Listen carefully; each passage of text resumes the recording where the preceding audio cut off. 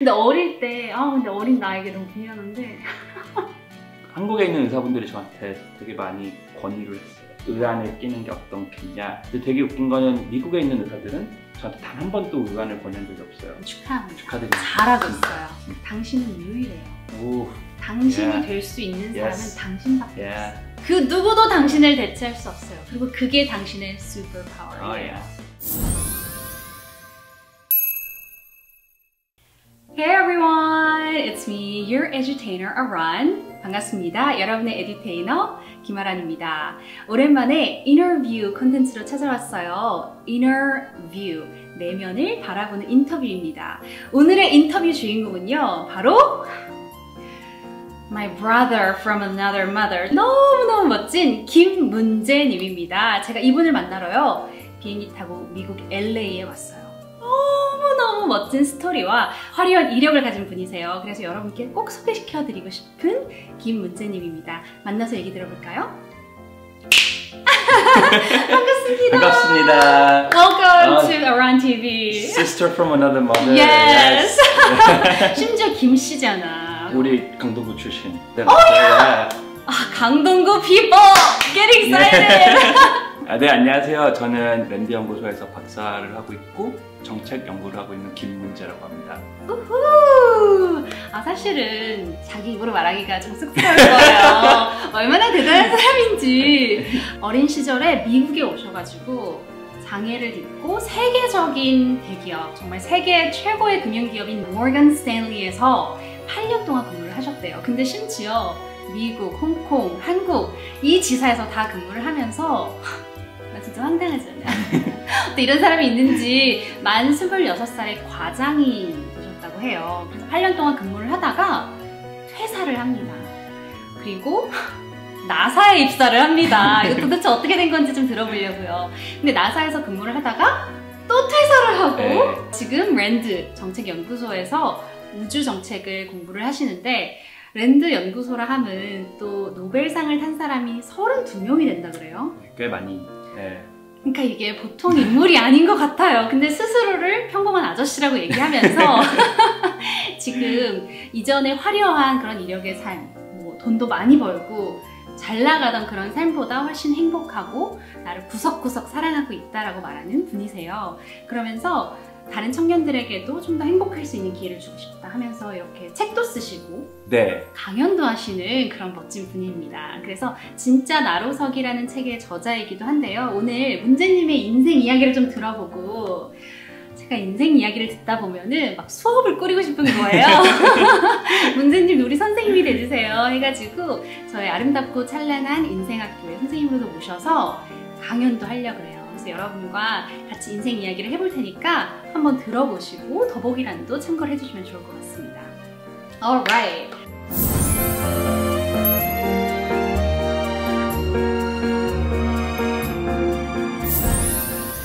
몇 살에 미국에 가신 거예요? 97년 말하면 되겠다. 너무 나이 만 11살 때 이민을 오셔서 영어를 아예 못하셨다 그래요. 뭐 특수반에서 공부를 하셨다 그랬나? 네, 보통 English as Second Language라는 ESL 클래스가 있거든요. 그러니까 저 같은 이민자들이 와서 듣는 클래스가. 근데 그런 수업이 없는 지역이었어요. 외국인이 없다 보니까. 그래서 거기 학교 시스템에서 저를 어떻게 할지 몰라가지고 이제 특수 학생들이 가는, 친구들이 가는 반에 저를 넣었거든요. 그래서 금방 배우셨어요? 살아남으려고 많이 배웠던 것 같아요. 근데 그렇게 미국에 딱 와서 열심히 영어 공부하고 갑자기 시력을 잃었다고. 네, 이렇게 딱 보시면 알겠지만 제 오른쪽 눈이 실명이거든요. 한 13살 때쯤 차 사고가 나가지고 그때 바로 치료를 못해서, 미국은 의료 시스템이 되게 비싸요. 근데 그 어린 마음에 막 엄마 걱정도 되고 막 이래가지고 13살에 다친 거를 이제 15살에 알게 됐어요. 그러니까 15살 때 운전면허를 받으려고 했다가 너 운전면허를 받을 수 있는 상태가 아니다. 시력 검사를 해보니까 병원에 가봐라 라고 해서 이렇게 알게 된 건데, 결국에는 망막 박리가 진행이 된 상태였고 15살부터 17살 때 동안 수술을 4번을 했어요. 전신마취하고 안구를 찢어내서 이렇게 고치는 수술을. 의사 선생님이 시력을 되찾기는 힘들 거다라는 소리를 한 거거든요.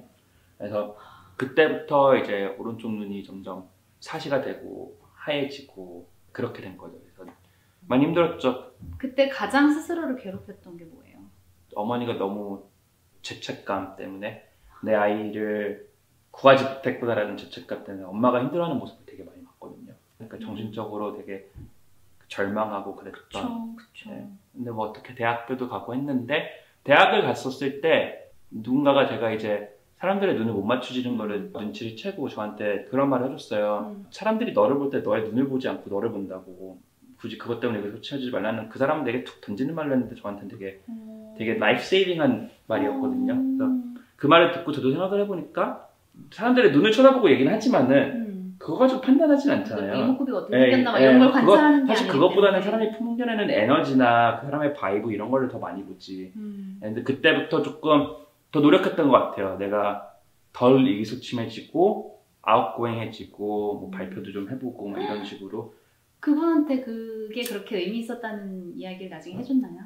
저 근데 되게 아쉽게도 그분이 누군지 기억이 안 나요. 근데 그분이 했던 말만 기억이 나지.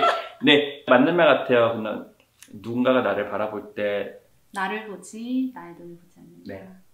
그게 나의 코를 보지 않는다, 나의 입을 보지 않는다 다 적용되는 것 같아요. 왜냐면 자기만의 컴플렉스에 시달리는 사람 되게 많잖아요. 근데 believe it or not 저 지금 되게 잘 웃잖아요. 저는 제 웃는 얼굴 너무 싫어했어요. 대박. 왜요? 너무 못생겼다. 근데 어릴 때 근데 어린 나에게 너무 미안한데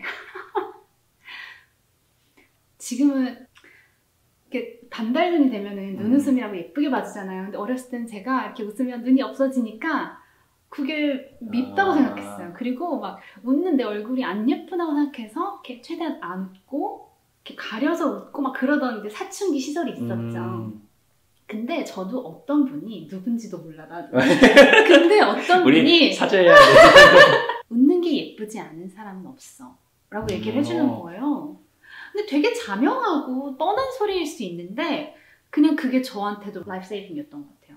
나랑 쌤 휴지 좀 있어요. 지금 카메라에 안 잡히는 것 같은데. You have the prettiest smile too. Thank you, Chris. The best thing to see is That's why he married you. 그런 사소한 한마디가 나를 바꾼 거죠. 그래? 맞아요. 누구나 예쁘다면 웃을 때 나도 그 누군가 중에 한 명이 될 수 있을까? 이 생각에 용기를 얻은 거예요. 그래서 저는 문제님에게도 너를 보지 너의 눈을 보지 않아 라고 얘기해준 분께 너무 감사하고 우리가 서로한테 이렇게 당연할 수 있지만 의미 있는 말을 사소한 격려를 해야 된다고 생각해요. 그게 정말 특별한 말로 다가올 수 있거든요. 그래서 새삼 우리 둘을 격려해준 그 두 분께 감사합니다. 네, 제가 이런 말을 외국인들한테 많이 듣는 것 같아요. 넌 다르지 않아 라는 말 그런 거. 왜 그런가를 한번 생각해 봤는데 적어도 제가 자랐던 네덜란드라는 곳은 장애인 학교가 따로 없어요. 그래서 일반 학교에 장애인들도 같이 수업을 듣고 같이 생활을 해요. 같이 생활을 하고 같이 삶을 살다 보니까 조금 더 받아들이는 것 같아요. 저런 사람들 충분히 괜찮다는 거를. 한국 같은 경우는 제가 알기로는 장애인 학교가 따로 있고 사회의 시선에서 안 보이게끔 이렇게 좀 밀어넣는 느낌이 있는 것 같아요. 왜냐면 그 정상이라는 범주 안에서 벗어나는 것들을 빨리빨리 구분을 해야 편하거든요. 편하죠. 편리하죠. 왜냐면 장애인 다니지 않는 학교에 다니면은 뭐 계단만 있어도 되고 그쵸. 뭐 수업 진도 생각하지 않아도 되고 체육 활동 어떻게 할지 막 고민 많이 안 해도 되니까. 그러니까 편리하다는 거죠. 그래서 장애인을 볼 기회가 많지가 않아요. 그쵸. 그러니까 휠체어가 얼마나 무거운지 휠체어 때문에 어디를 못 가는지 장애인 친구는 밥을 먹을 때 얼마나 오래 걸리는지 전혀 알 기회가 없는 거예요. 본 적이 없으니까. 그래서 눈에 보이지 않는 게 가장 큰 차별이라는 말이 있어요. 눈에 안 보이게 하는 거예요. 안 보이게 장애인 시설, 장애인 학교 보내는 거죠. 그게 비단 장애인들 뿐만이 아니고 사회에서 되게 많은 방면으로 표출이 되거든요. 보통과 다른 모습이 허용이 안 되는 사회에 살다 보니까 되게 많이 답답하시는 분들이 많거든요, 한국에. 10대는 이래야 되고, 여자는 이래야 되고, 20대는 이래야 되고, 30대는 이런 거에 우리 쌓여있잖아요. 기업을 안 가고 싶고, 뭐 장사를 해보고 싶으면 뭔가 틀린 것 같고. 근데 거기서 나오는 그 소셜 스트레스가 어마어마하게 큰 것 같아요. 결혼해라. 그런 취업해라. 것들. 네. 근데 되게 웃긴 게 보통인 사람은 없거든요. 맞아. 예를 들어서 저희가 통계를 내잖아요. 대한민국 30대 남성의 보통이라고 치면은 키가 175에 몸무게는 몇에 연봉은 얼마에 어떤 학군에 뭐 어떤 백그라운드에 이렇게 조사를 해보면 통계가 나오잖아요. 근데 그런 사람은 없어요. 그러니까 그 교집합만을 찾아가는 네, 거예요. 그런 사람은 없는데 우린 항상 그게 맞는 줄 알고 그것만은 해야 되는 줄 알고 서로를 이렇게 미는 것 같아요. 그쪽으로. 예를 들자면은 제가 작년에 한국에 이제 들어갔었을 때 어떠한 40대 여성분이 저한테 오셔가지고 드리고 싶은 말씀이 있대요. 좀 무슨 일이지? 왔는데 제 눈에 대해서 여쭤보시더라고요. 눈이 왜 그러냐고. 제가 좋은 의사를 아는데 거기 가면은 뭐 의안을 할 수 있다 라는 식으로 저한테 설명. 근데 그분은 사회에서 제가 이렇게 다른 모습으로 살기면은 내가 힘들어할 것 같으니까 나를 고치는 거를 권유하신 거예요. 근데 비단 그분뿐만이 아니고 한국에 있는 의사분들이 저한테 되게 많이 권유를 했어요. 그 의안을 끼는 게 어떻겠냐. 그래서 왜 그런지를 여쭤보면은 보는 사람들이 사회에서 보는 게 불편하니까라고 했었어요. 근데 저는 그 말이 되게 상처로 남았던 게 사회가 나를 보기 불편하기 때문에 나를 바꿔야 된다는 게 맞는 것인가 과연? 근데 되게 웃긴 거는 미국에 있는 의사들은 저한테 단 한 번도 의안을 권유한 적이 없어요. 타인이 나를 어떻게 바라보는지 사실 중요하지가 않는데 왜 그 사람들이 불편하기 때문에 내가 변해야 되는지 내가 의안을 끼는 수술을 그 고통을 통해 가면서 해야 되는 건지 되게 아이러니한 것 같아요. 왜냐면 너가 힘들까봐, 너가 차별받고 사람들의 시선 때문에 힘들어할까봐 네 안구를 적출해서 의안을 넣어라고 말하는 게 너가 힘들까봐 우리가 너를 그렇게 보지 않을게라고 하면 되거든요. 뭐 그게 맞는 건데. 그러니까 저는 너무 이게 너무 슬프요. 그 되게 왜냐면 되게 슬펐어요. 그 말이. 그러니까 그것도 안 보이게 하는 거예요.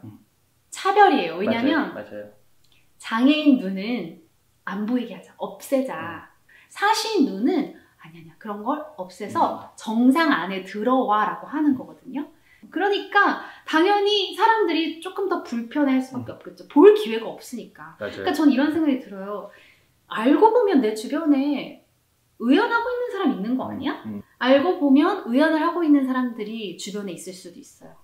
근데 만약에 그 사람들이 다 의연을 하지 않았다면 만약에 나는 그럼 장애를 가진 눈을 볼 기회가 더 많았을 거 아니에요. 그러면 그게 덜 어색하고 더 불편하고 그 사람들도 덜 불편한 삶을 살 수 있는 건데 너무 아이러니한 거죠. 그래서 저는 보이지 않게 하는 게 정말 무섭구나라는 생각이 들어요. 진짜 많이 무섭고 마음이 아파요. 그리고 대부분 사람들은 장애를 갖고 있다고 저는 생각을 해요. 되게 많은 사람들이 이모셔널 장애랑 멘탈 장애가 되게 많아요. 그런 것들을 조금 편히 말을 할 수 있거나 표출을 할 수 있는 사회가 되면은 그걸 고칠 수 있는 사회가 되거든요. Absolutely. 저 완전 동의해요. 장애뿐만 아니라 뭐 성 정체성이 될 수도 있고, 그러니까 소수라고 여겨지는 사람들이 이렇게 다수의 사람들과 어울릴 수 있는 기회, 노출될 수 있는 기회가 조금씩 더 많아지면 저 사람을 봐서 내가 낯설고 불편해가 아니라 저 사람은 어떤 불편함이 있을까? 그러니까 내가 불편한 게 아니라 저 사람은 어떤 불편함이 있을까를 들여다보게 되는 것 같아요. 근데 그게 왜 중요하냐면 사실은 저 사람만 장애가 있는 게 아니거든요. 나도 장애가 있어요. 장애라는 단어에 대해서 완전히 다르게 생각하실 만한 글을 제가 좀 공유를 해드릴게요.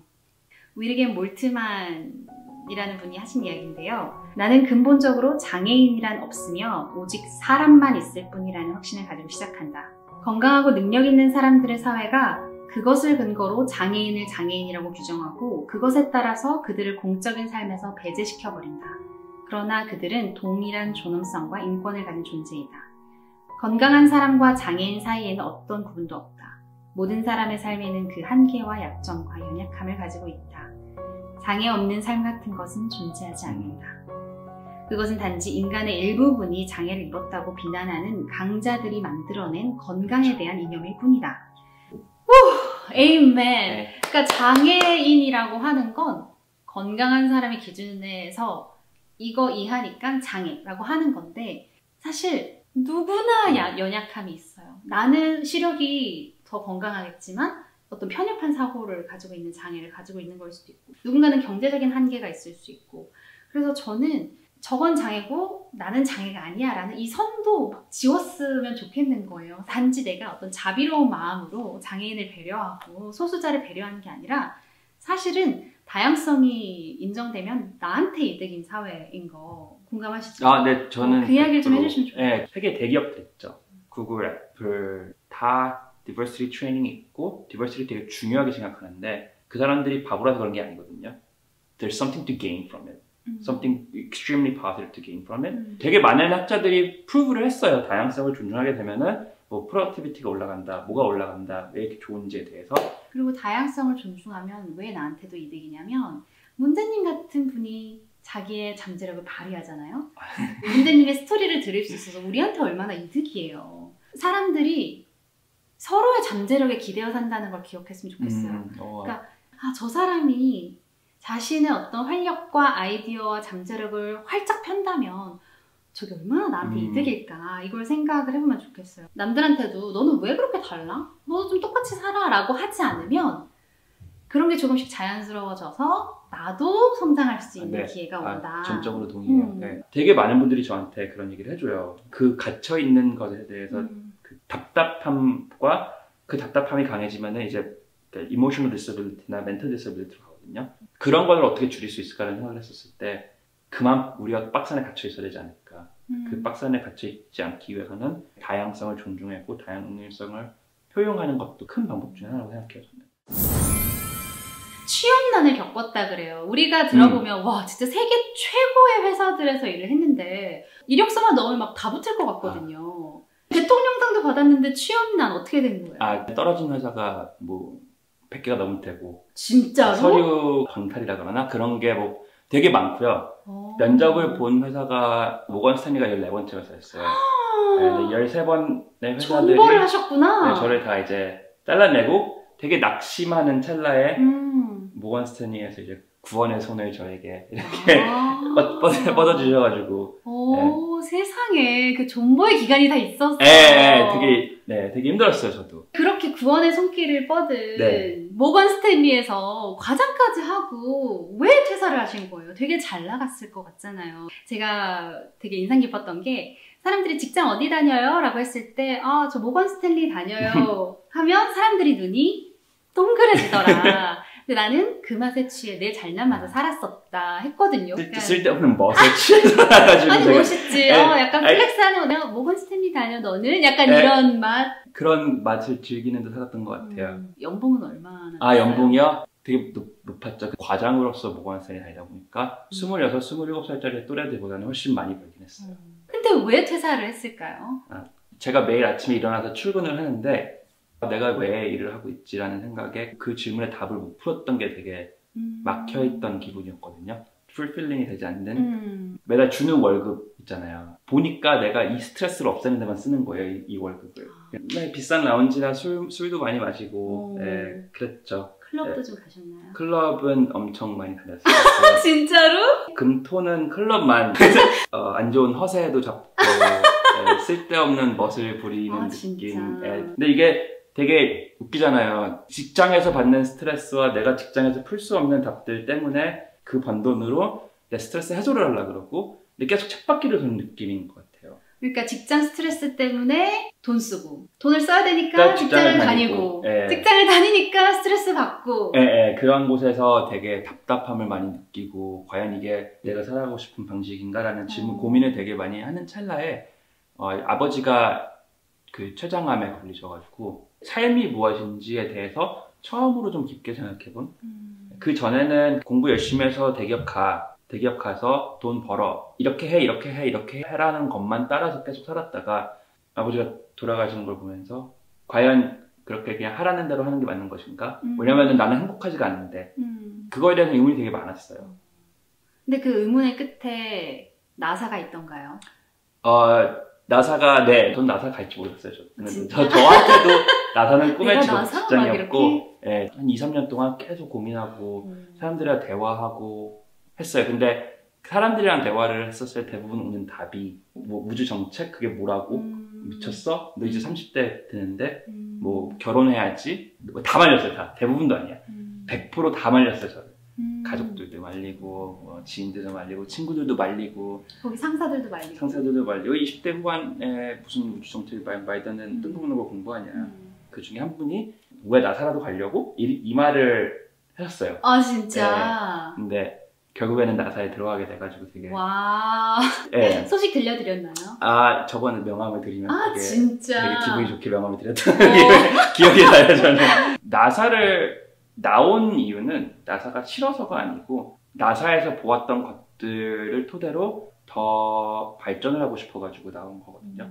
근데 그걸 나오기로 결심한 게 쉽진 않았을 것 같아요. 그것도 쉽지 않았지만 나사 진짜 재밌어요. 나사 일이라는 거는 진짜 너무 재밌어요. 그 맨날 우주선 보고 있고 막 나보다 더 큰 거에 기여를 한다는 느낌이 되게 저는 뿌듯했던 것 같아요. 그러니까 반대네요. 모건 스털리를 다닐 때는 너무 힘들고 내가 이 일을 왜 해야 되는지를 모르니까 스트레스를 받아서 퇴사를 하게 됐고 그쵸.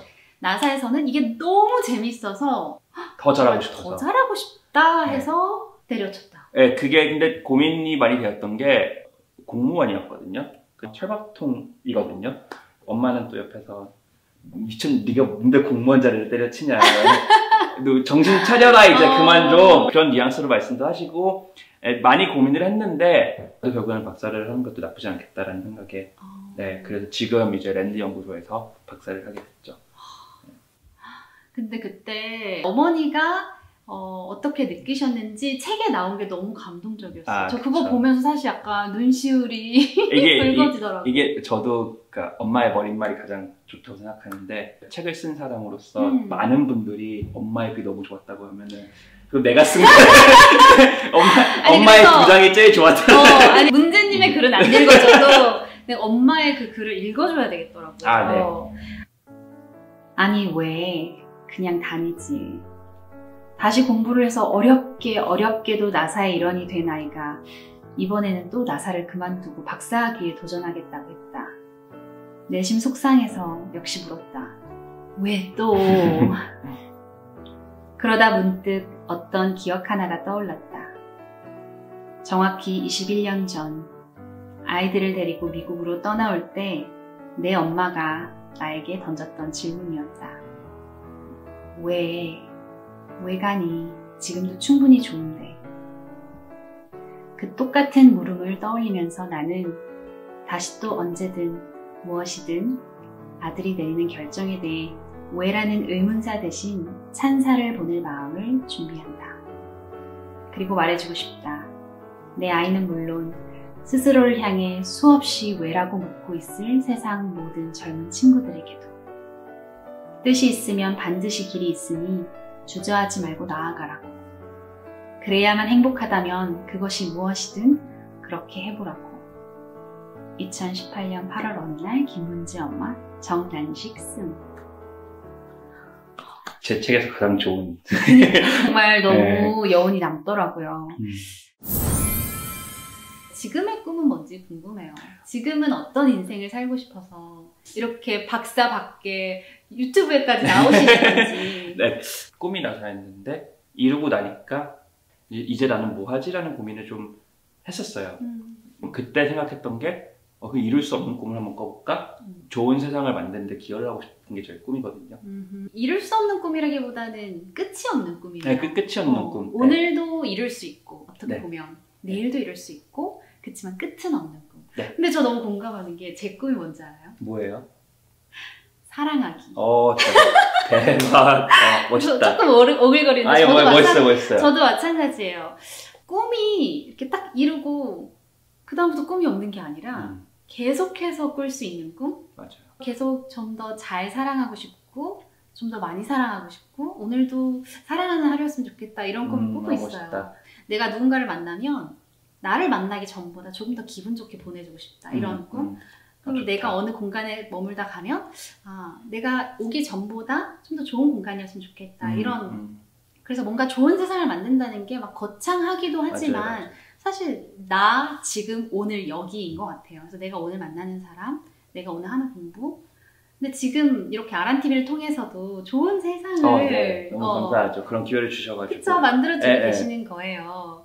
근데 사실 저는 또 궁금해요. 왜 좋은 세상 만들고 싶은지. 사실 바쁘잖아요. 나 먹고 살기도 바쁜데 왜 그런 꿈을 꾸게 되셨나요? 좋은 세상을 만들고 싶은 이유는 되게 많은데 우선 제 삶에 되게 많은 부분들이 뭐 제가 특출나게 잘하거나 제가 잘나가지고 이뤘다기보다는 그냥 나한테 주어진 것들 중에 내가 선택을 잘 했던 거라고 느껴지니까 그러면은 어떻게 더 많은 사람에게 이런 특혜를 줄 수 있을까라는 생각을 되게 많이 하게 됐거든요. 제가 내린 결론은 남들도 이 특혜를 받을 수 있는데 나의 특혜를 사용해야겠다라는 생각을 되게 많이 했어요.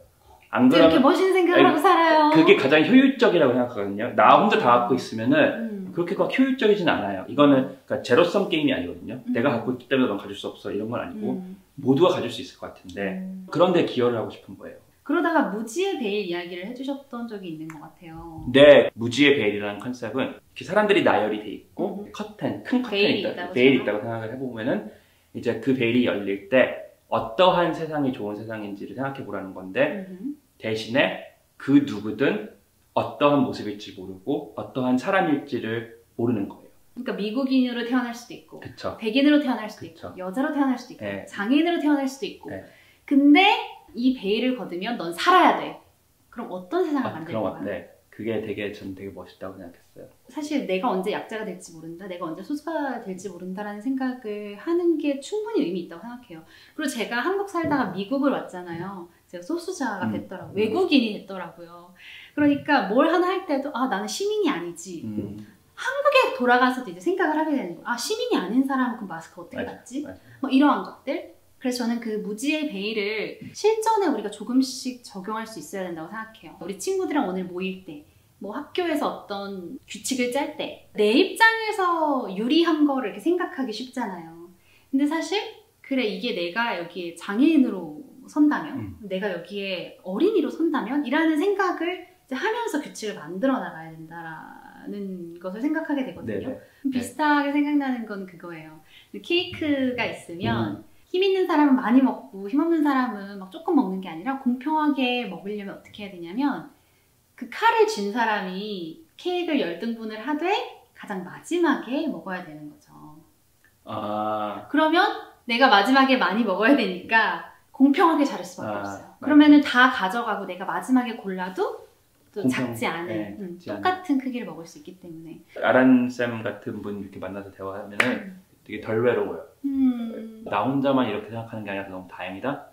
네. 그러니까 내가 brother from another mother이라고 한 거예요. 이게 제가 테드 강연에서 한 이야기랑 사실 굉장히 일맥상통하거든요. 그래서 얘기를 듣는데 저거 내 강연에서 한 얘기 아니야? 저거 내 책에 나오는 말 아니야? 뭐 이런 게 되게 많아요.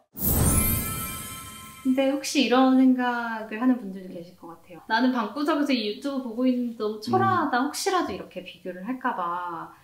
그런 분들에게 어떤 이야기를 해주고 싶은지. 근데 도약을 할 수 있는 사람은 없다고 생각해요.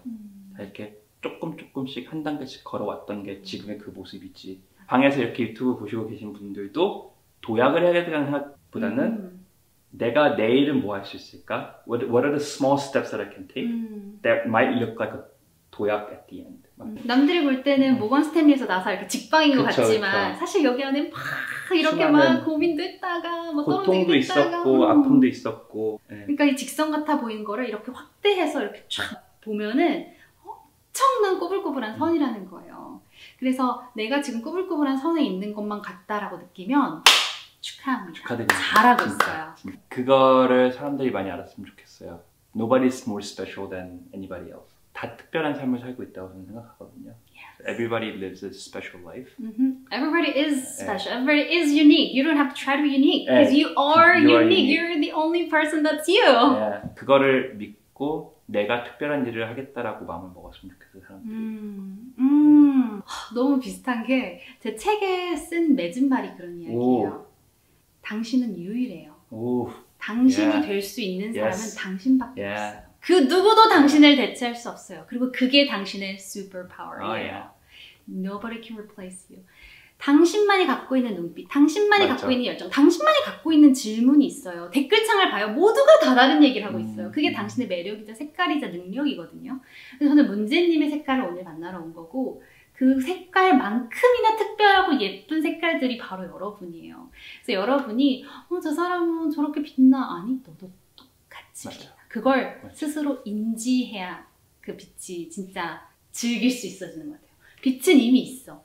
근데 그거를 스스로 인지하고 여기에 자꾸 새로운 도전, 새로운 생각, 기회를 주는 거 저는 그게 진짜 나로서기가 아닐까라는 생각이 들어요. 네, 저도 공감해요, 진짜. 막 책에 이렇게 사인하고 이렇게 드릴 때 be you라는 말 하거든요. 아랑쌤처럼 해야 되겠다, 아니면 문제처럼 해야 되겠다라는 것보다는 나의 특별한 효과를 찾는 거를 되게 좀 추천을 해요. 그게 가장 흥미로운 스토리일 테고 가장 빛이 나는 스토리이기 때문에. 그건 다른 사람한테 없어요. 네.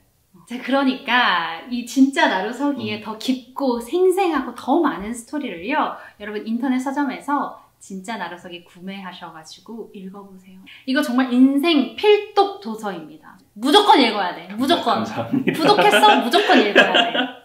그리고 제가 부탁해가지고 문제님께 사인도 받아놨어요. 그래서 문제님, 저자님의 친필 사인이 있는 도서를 여러분께 선물로 드릴 테니까요. 더보기란 참고하셔서 댓글도 남겨주시고요. 또 심지어 찐 레알 나사 진품 또 스티커도 준비를 해주셨어요. 그래서 나 나사 스티커 막 노트북에 붙이고 괜히 막 캐리어에 붙이면 약간 좀 멋이 나잖아요. 그 스티커도 보내드릴 테니까 더보기란 참고해주세요. 오늘 긴 시간 inner 감사합니다. view. The inner 문제 is so beautiful. Oh, thank you, thank you. I And try. it glows. I try. Yeah, so thank you so much for your time and your story. And we'll see you guys in the next one. 안녕, bye.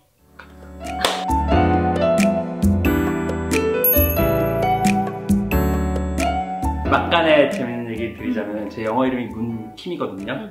그 나사에 처음 입사해서 이제 팀 사람들을 만났을 때 Hi, my name is Moon 이러니까 다들 웃으면서 So what is your real name? 막 이랬어요. 아, 진짜? 배지에 문킴이라고 써있는 거 보고 이게 실명이라니 이러면서 옛날에는 제 이름이 문제이기 때문에 되게 싫었거든요.